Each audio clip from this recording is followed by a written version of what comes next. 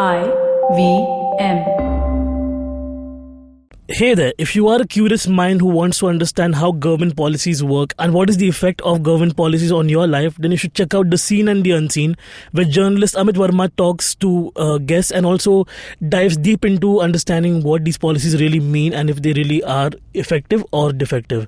You can check out the episodes on the IVM podcast website, app, or wherever you listen to podcasts.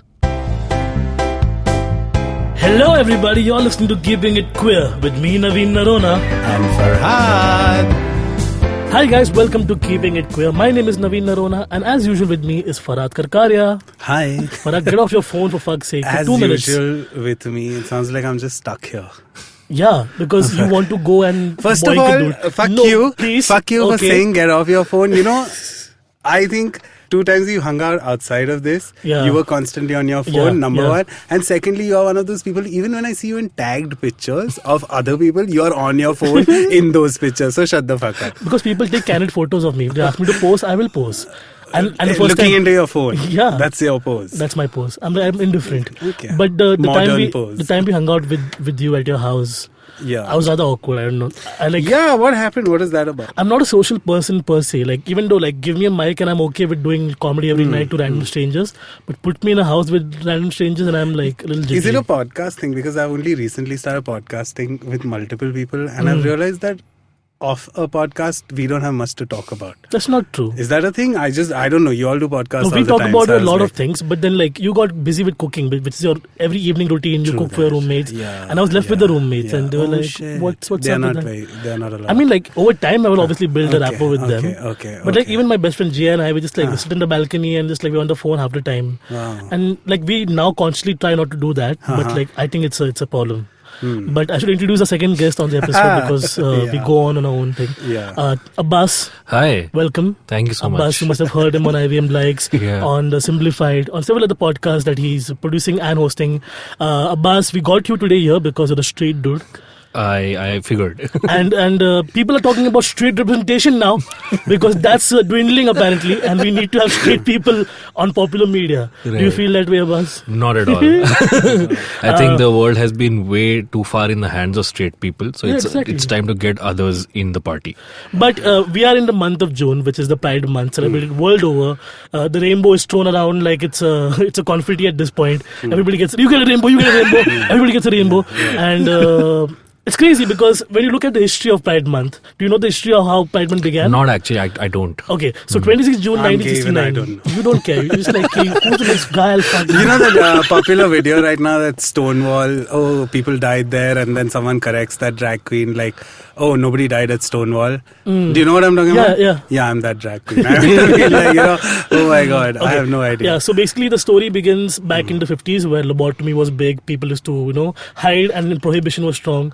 So Stonewall Inn was a famous spot where the queers would gather, including drag queens, transgender people, people of color, people who are different, lesbians, gays, bisexuals, the whole gamut. And every year or every month rather, the police would attack them. And the point was that the inn was controlled by the mafia, and the mafia let the gays have their space. Okay. But they also took a cut from it, right? Like they also had to pay extra money to have their drinks or like socialize.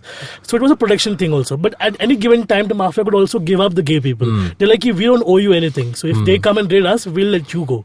So this happened a bunch of times, and then at one night where they were emptying the room and they were getting all the queers out, a drag queen named Marsha P. Johnson, who was a black transgender woman, threw the first stone at the cops, saying that enough is enough and we won't stand by this. Right. And looking at her, others also start picking up stones and picking up fiery instruments to like attack the cops. And an entire block of that New York circuit, the Greenwich Village circuit, was blocked off by the gay people who were thrown out from the thing, and they were calling all their friends. And for the first time, like how the Harlem riots happened, just like that, the gays took over the entire streets of Greenwich Village, and Stonewall riots became like a very commemorated thing. And a year after that, that's when like all over the country in America, people started doing Pride walks. Okay. Which was born out of protest and not as a need to like show people that we're unique, but more like we exist and we have a voice and no more can you torture us. And that's how June became Pride Month. Okay. Yeah. So it's pretty cool. That's informative. But the problem is like even in America, right? Like as soon as a few years later, 1969 to 73, like in 4 years, the Pride became such a big event that people forgot Marsha P. Johnson. The woman who picked the first stone and led the movement died broke and died very unreal. There's an entire documentary on that. You should check it out. It's a beautiful story about how like her own community, because she's trans, because she's black, basically gave up on her, and they were like, she just keeps talking, and the mafia was paying the gay dudes as well who were controlling certain parties. Right. It's so intricate, and the fact is that like it trickles down to our modern day as well. Like now we see where we don't have mafia, we have like branding more taking over, right? Yeah. Like we are shitting rainbows at every given juncture, and my whole point is that the rainbow is a symbolism of something more important than just putting it on a t-shirt or putting it on a shoes or whatever. Right. Sure. It's a struggle-filled, struggle-induced rather period in a time, and maybe think about it when you're going to talk about it. If people are selling it to gay people right now, it makes more sense to like give it to gay people. You know what I'm saying? Like all these years you were giving it to other people, now give it to us as well. You know what I'm saying? So there's a fine line. What do you give think? What? As in like be generous instead of like selling it to us. You know what I'm saying? Like just because you put Absolute vodka on an Absolute bottle with like rainbow colors, we are buying that for the extra price that we're giving it for the rainbow bottle. You know what I'm saying? So instead of that, like just think about how you can channel it to helping the community instead of just shoving more brand related things down our throat. That's what I'm saying. We've spoken about gay baiting before in TV shows, movies and stuff, and obviously a lot of brands are doing it. But I don't get affected by it. I just feel like isn't it all fucking marketing, and isn't it all fucking boiling down to consumerism, and they just want another. I get it, it's convenient for them to add an extra base to their. But then yesterday I saw someone, he's in Goa, there was a Johnny Walker Game of Thrones special edition bottle, and I'm like, I feel like this is all just elaborate marketing, and it depends on you to fall for it or not fall for it or take that call. Like even Indigo Airlines just now, like even their brochure is now rainbow filled. See, when it happens in India, I feel a little happy. If it's an Indian company doing it, not like a Levi's, which also Levi's and all are also getting into this whole. But when I see an Indian company from here do something like that, then I feel a little there's a change in a shift in perspective or some sort. But otherwise I just feel like, hey, we missed this entire target audience all this while, and now so some companies are taking it seriously as to like how they want to proceed with that. For example, Levi's, and I worked with them last month when they did the whole event, and I was like, okay, I want to work with them knowing what they're doing for the community, right? You can't just like jump on the bandwagon and say that just because they're paying me I'll be on board. But Levi's has a history of like not only in India but America as well, like taking care of several fostered youth who are like on the roads and creating a safe space for people who are doing the groundwork. Doing the groundwork, and also allowing queer people to be forward. Like their brand had ambassadors way before they even made it cool looking. You know what I'm saying? So that's what, like, some companies take it more seriously than the others. And even the event they had was free for queer people.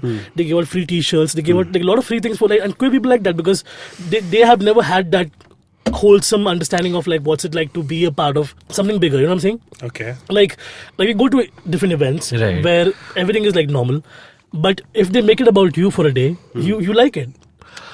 You do, but then don't you feel kind of cheated also that when it's time to struggle, when it's time to raise a voice, when it's time to create awareness, you aren't doing that for the bulk of the other times. Yeah. But the one time where you can use us as a target audience, you're coming to the fore. Yeah. Right? Like, I don't know how this example applies, but if you see during the month of Ramzan, right, everything is about food. Oh, it's this, go to Muhammad Ali Road, it's the best place. Or the other 11 months where people are not finding places to where buildings are coming down, everything is left ignored. You're not doing anything to maintain the infrastructure of that place. But during Ramzan, let's go eat like a glutton, right? So it's the same way, like I get your point that, like you said, if it's happening in India, I get it that for India where LGBT culture or accepting this culture is very, very, very new. So any kind of awareness about it, of any kind of celebration of it is good. But at the other end, I also feel like then, like just like the Game of Thrones bottle, you're just using it to sell your product, right? And if you're cool with that, I get it. But like I said, then fighting for your rights is not a TV show. Fighting for your rights, people have lost lives for that. People have dedicated their entire lives for that. Are still struggling to make sure that people reach equality. And you just sort of condense all of that into, hey, buy this bag. right? So I'm mixed on that. I don't know how to. Because obviously you've not been sold anything saying, hey, you're straight, buy this, But we are like at least being constantly told that. Like even Instagram knows, like even they're selling like random shit to you. Like for example, like buy candles, scented candles, rainbow flavored. Like now discount if you're queer. I'm like, just fuck off, yeah. Like how do they know? How do I get a discount? Exactly. Like how do I have to give some sort of a proof? Send a photo of you sucking a dick. That's how it is. Okay. Or like, my house is going to be filled with candles. My house will look like a fucking forest fire. Like, did you guys read about Carlos Manza, who makes videos for Vox? Okay. The homophobic. Exactly. There's another radio a guy who runs a show on YouTube who regularly targets this guy for being Hispanic and being gay, right? And this guy brought it to YouTube's attention, all right? And YouTube did not take his videos off. They're like, he's it's an opinion. He's well within the guidelines. And at the same time, YouTube is also celebrating Pride Month. Yeah. So on the one hand, if you're going to let people who are spouting, venom against gay people also be on your platform, and at the same time say, hey, we're celebrating the culture, then I don't know where. But I guess out of this kind of atmosphere, a thing like straight pride is born, But no, I get that. Like the thing you said about Ramzan also applies to us, because they're like, oh, your lot is entirely gay and the rainbows are everywhere. I love the colors. I love the colors, the exuberance. But just don't be gay in front of us. You know what I'm saying? Like just don't make out with your honestly, I've even read this exact thing, what you said. I've read it before Pride March.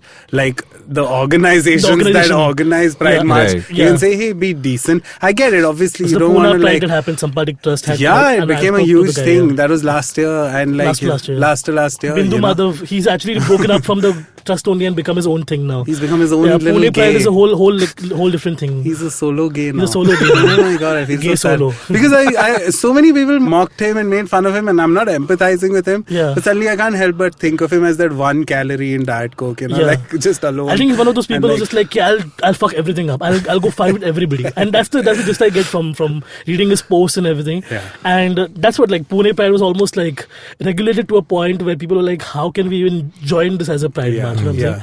So I don't know, what does Pride March mean to you really, like when it comes down to that? I can't say anything about this without receiving a lot of flack, but I'll still try. Go for it. I'm not someone who waits for Pride every year.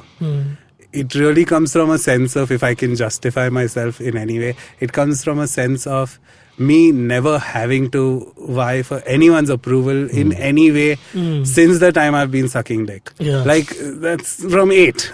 Yeah. I've never been like, oh my god, I need to be accepted. I need to be, whether it was my parents, whether it was my friends, whoever. I just never did. Which doesn't mean that I don't go out in support for all the things that, or for the marginal, I get it, the bigger picture of Pride and why Pride happens, or like the history of it, like you just said. Yeah. But I just feel like I have a very stupid reason to run for Pride. I just hate walking slowly. I'm a fast walker. Either walk fast or don't walk. That's my motto. And this sudden ambling, and then I get it. I've been to great prides. I've had a great time and all. But like, I don't know how to answer that question. What about you, Abbas? Last year you joined... I did, that was my very first Pride experience. Yeah. For me, I think it's a celebration of... Like here, you will find acceptance in any regard. If you feel you're the odd one out in any situation, the Pride is your one chance to flaunt it. Correct. To be like, yes, this is. I saw a lady in a burqa in the Pride, right? I guess someone who's always been questioned about how she dresses. She was, well within her right to march down with her fellow, gays. So fellow gays. I frame this, but yeah, I mean, for it was a very exhilarating experience. Exhilarating, that's the word, right? Yeah. Where you're like here it's is definitely an experience. Yeah, here are a bunch of people. Yeah.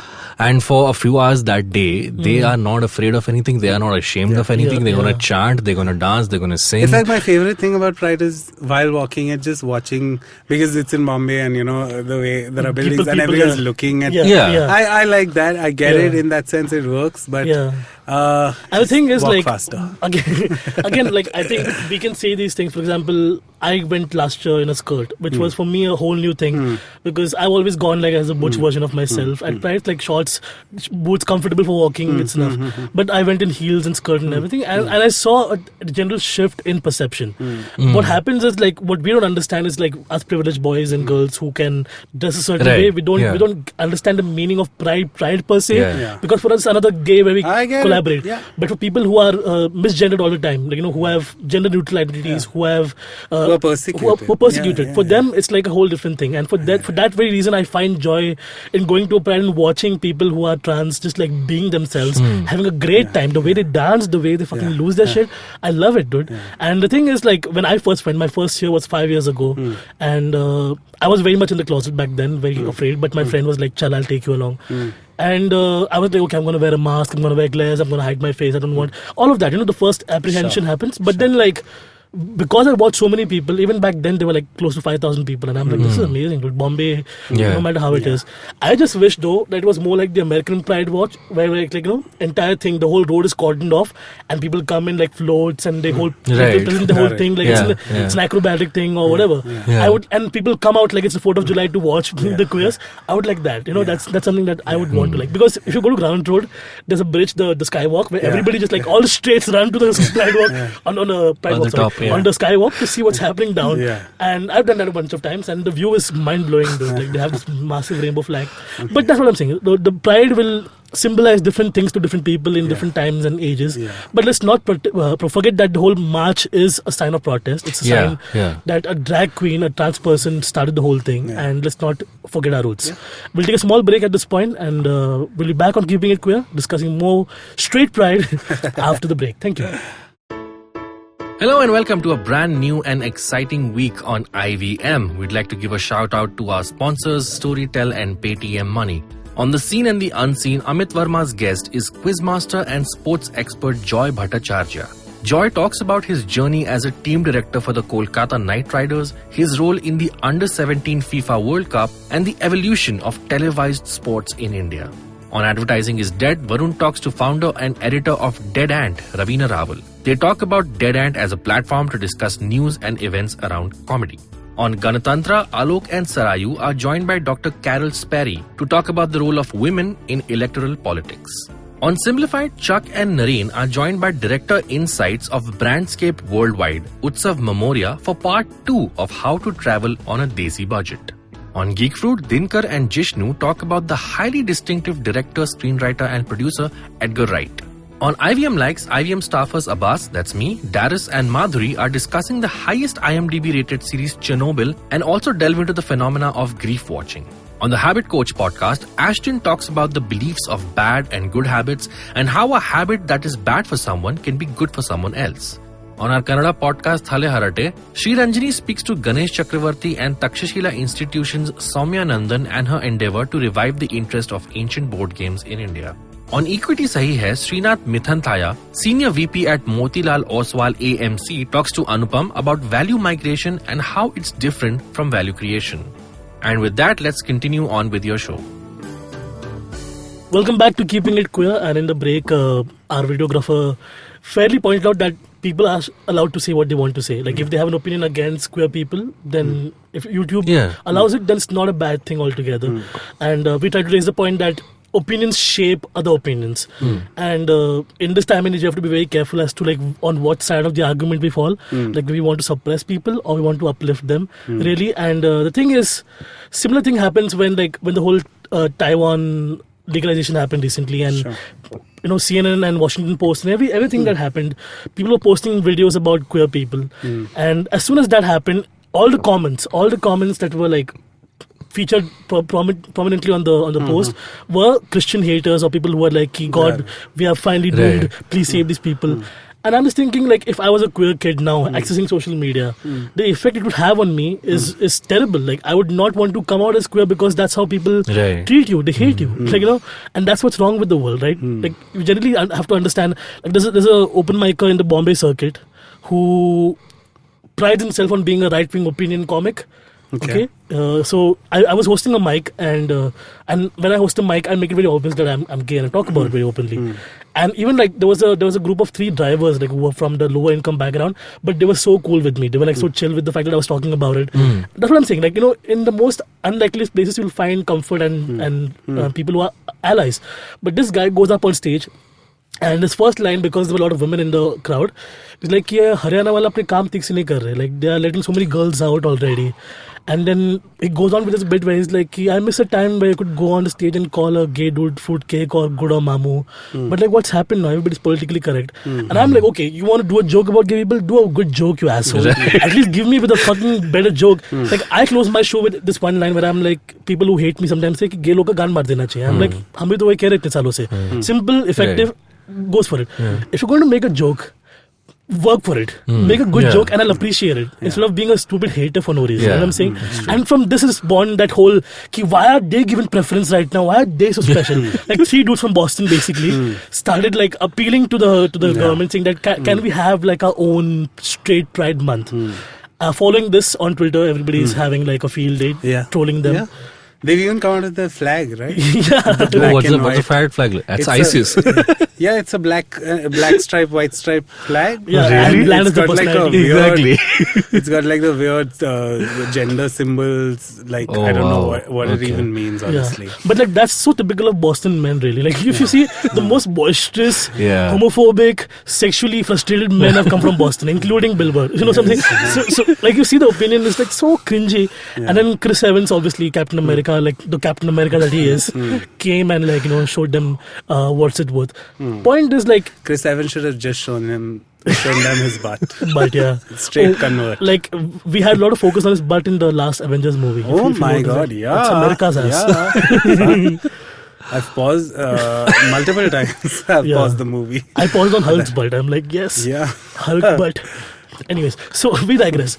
Point is, they even appointed Brad Pitt as the brand ambassador for the street pride, and without Brad Pitt, Brad Pitt, no guy is like, what the fuck is happening, dude? And these are all incels, basically. Incel, if you don't know, is a word where straight boys who don't get laid claim that the world is wrong and they are right. It's more like Angur Khatte, but like I'm the perfect person. Straight pride is born out of that need. And it's hilarious. Like it's like, why do you want a straight pride? Did you ever get persecuted? Did you ever have to tell your parents that you're straight? Did you have to like, you know, change your clothing for different people? Did you have to like hide behind whatever? It's like, these are like Sasta and Charlottesville type Nazis. You know? Like it's very, I don't know.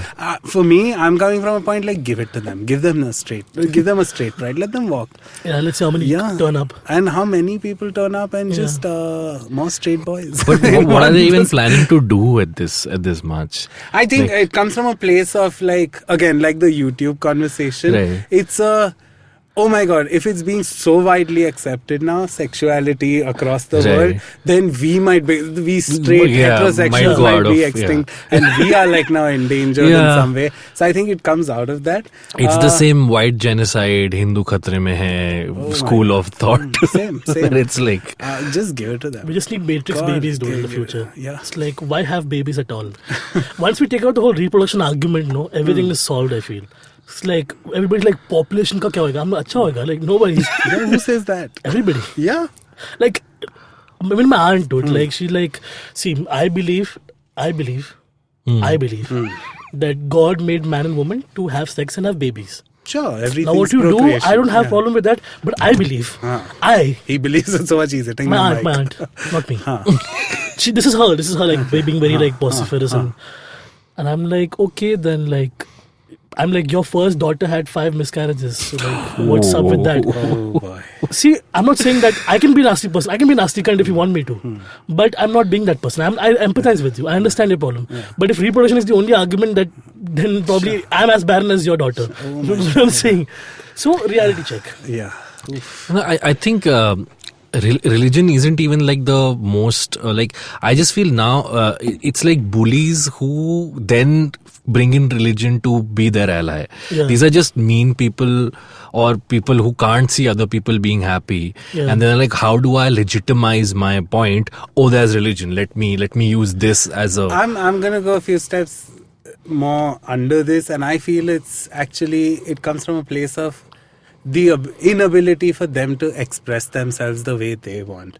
I feel like, again, when you come from I don't want to say tough Christian background itself, any kind of like tough environment where you are a boy, you are supposed to be like this. Right. This is what your religion says. You can't do this. You know, when you're conditioned like that, I feel like later on, once they don't have anyone to impress in life, they feel like, oh my God, I wasted a majority of my life listening to other people, and now I can't express myself, so fuck, what you do is wrong. I feel it comes, I don't know if that makes sense, but I feel like it comes from, because I honestly, I come from a point where I've always felt a homophobe. You know, it comes from a place, he's sort of like, it's internalized. It's from a lot of this. And that we've seen cases so many times, like all these pastors were homophobic. You'll find them hooking up with somebody on Grindr, including our priests in Bombay. Like, if you go to Goregaon Seminary... Give us names. I can't give names. But if you go to Goregaon Seminary and open Grindr, you'll see like there's 5 dudes like in 40-meter radius around you. Which means they're like obviously doing it over there as well. And there's no denying that. I mean, like if you put 9 years... 2 men, 1 room. Like, what will they do eventually? Play Uno. Okay. I mean, like, then we can play Twister also. How about that? But like, leave that whole thing. I think like everybody should allow themselves to experience certain things sexually. Like, I have been having dreams weirdly recently about my closest straight friend wanting to experiment it with me, and in my dream I don't retaliate. I'm just like, sure. And it's in my dream though. Why is it weird? As in, like, we are like bros, you know what I'm saying? Like, broskies, you know what I'm like? We just like, we drink beer, we punch each other, and we become like these douches who just like, we pick up, we pull our dog straps. Who would want to have straight pride? But like, I understand him, but like, recently I've been having dreams of like, you know, cuddling with him and being more. Okay. But it's weird. I don't know. Wow. You sound like Kajal from Kuch Kuch Hota Hai. Cool. So, do you want to talk about anything else before we wind up? We have 5 minutes. No, I'm just taking Chris Evans' butt from this conversation. Abbas, final word from the straight dude himself. Do you see a straight pride happening? Do you see like the balance of the earth going so askew that the gays take over eventually? It's and then a straight pride is something that's born. No, it's again that like someone it said, right? Like when you're in the authoritative position, a slight change feels like oppression to you. So it's all bullshit. Let people enjoy. Let them live however they want to live.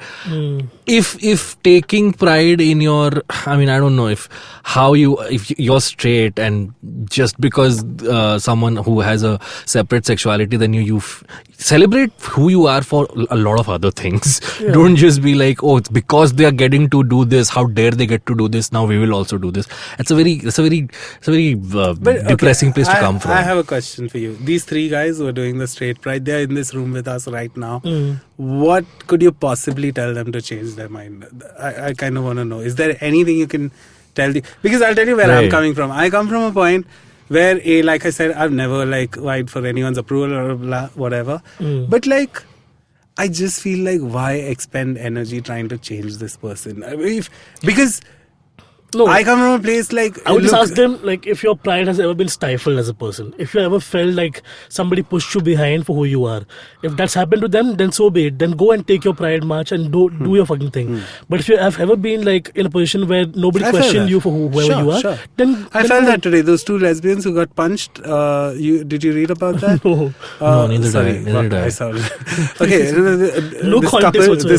this lesbian couple, it's a big deal. Both flight attendants, they were just normally walking around. A group of guys suddenly started teasing them, started asking them to kiss, knowing that these 2 are lesbian women. And then one tried to protect her girlfriend. They started punching, these guys started punching one of them. Then they beat the girlfriend up, bloodied noses, both of them. You know what I mean? I'm like...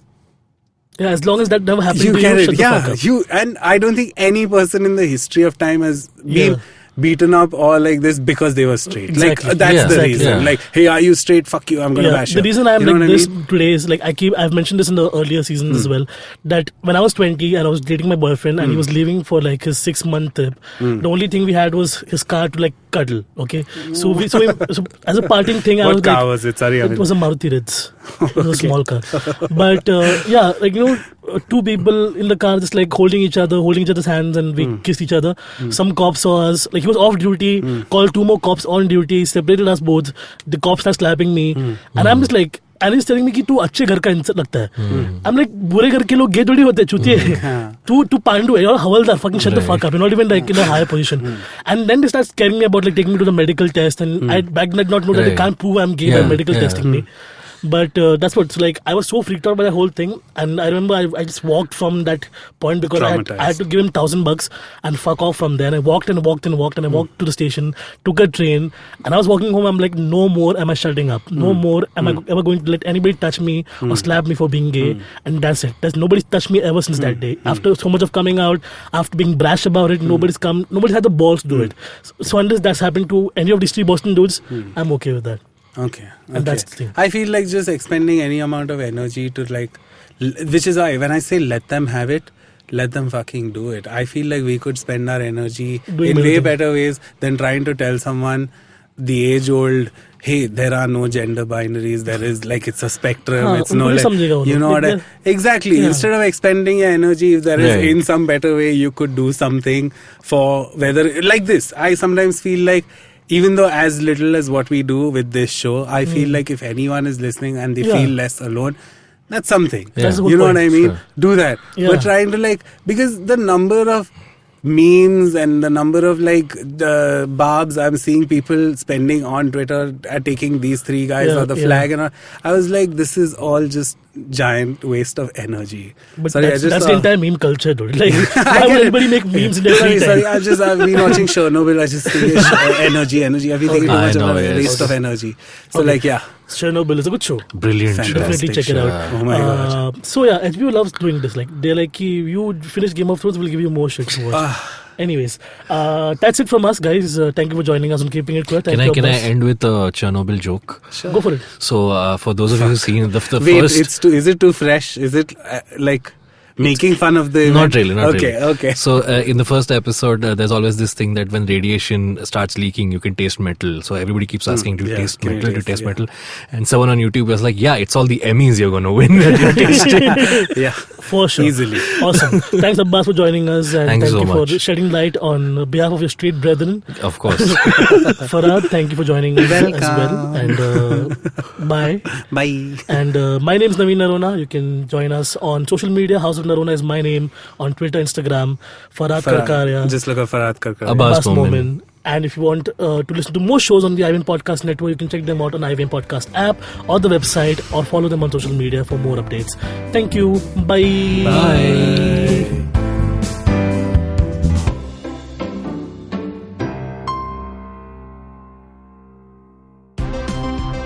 Look! Up in the internet! It's a meme! No! It's a cat video! No! It's the Geek Fruit Podcast! That's right, we interrupt this riveting broadcast to tell you about our show, the Geek Fruit Podcast, where Tejas, Dinkar and I, Jishnu, talk about everything in pop culture, including DC, Marvel, Star Wars, Netflix, and everything in between. You know how your friends hate it when you ramble about some nerdy crap and you just want somebody to listen to you? Well, sorry, there's nothing we can do about that, but come listen to us ramble and it'll almost be like the real thing. Kind of. Listen to new episodes of the Geek Fruit Podcast every Monday and the Geek Fruit Bulletin every Thursday on iTunes, Google Podcasts, the IVM app, or wherever you listen to podcasts. Happy listening, you nerds.